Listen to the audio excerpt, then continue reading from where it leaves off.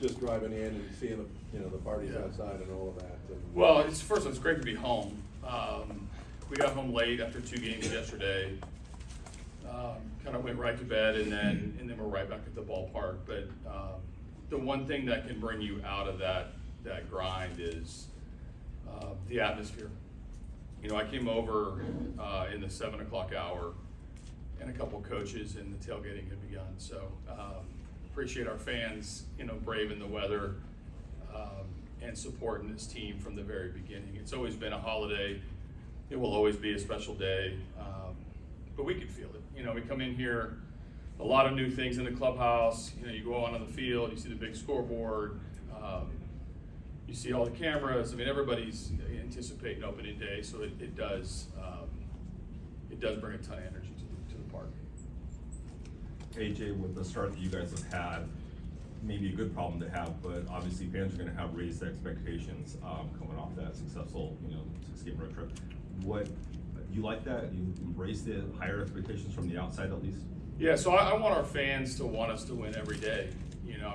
Our preaching in the clubhouse is about winning. We've openly talked about it.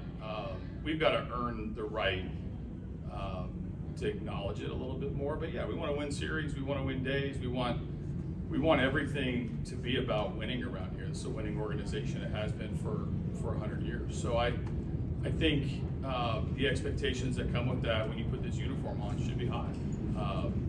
It doesn't mean you're going to be perfect. It doesn't mean you're going to win every game. You can't pop off when you haven't earned it. But I'm glad our fans are excited. We got our hands full with the competition every single day.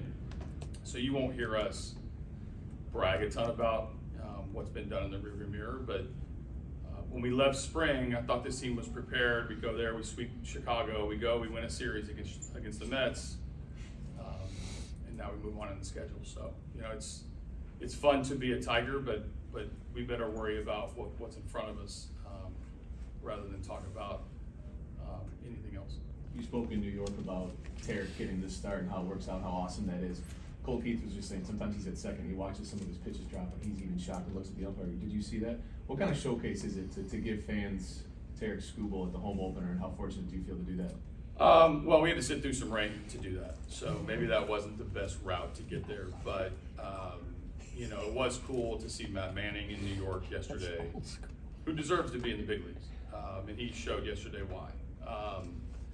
But it's also nice that the schedule worked out where we can push back Tarik and that our fans get a chance to see him up close and personal. It's not the first time a lot of fans have seen him, but he brings a special intensity. He's a very awesome guy to hand the ball to in front of hopefully a capacity crowd, and the first time we're wearing the home whites and in our own ballpark. So that part's really, really cool. So I think his presence on this team, when we wake up this morning, whether it's opening day, whether it's 5 days from now, whether it's a month from now, and Tarik Skubal's pitching, I think everybody associated with the Tigers expects to win.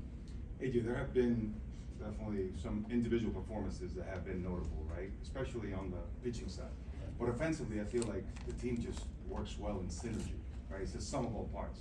Can you speak a little bit about that and how you created that? Yeah. Everyone is biting in. Yeah, so we haven't even really swung the bats all that well, but it doesn't mean that we can't produce runs and that we can't produce wins. So, everybody has a role, and we need to get some guys, rolling a little bit and create some gaps in scoring so that we're not, sort of caught from behind, or we're not in these one-run games.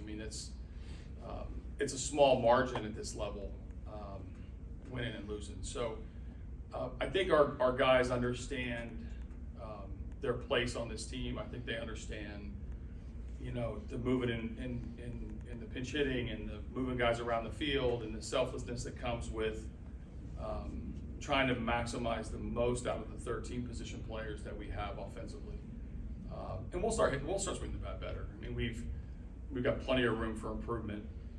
But the buy-in from the players is single-handedly the most important ingredient because they show up to work specifically on what their job is today. So I got 3 left-handed guys on the bench. today, they know exactly what their role is today on how to help us win if it's needed. Maybe it's needed, maybe it's not. Maybe, you know, maybe one guy gets the biggest at bat. Today it might be Carp, tomorrow it might be Cole.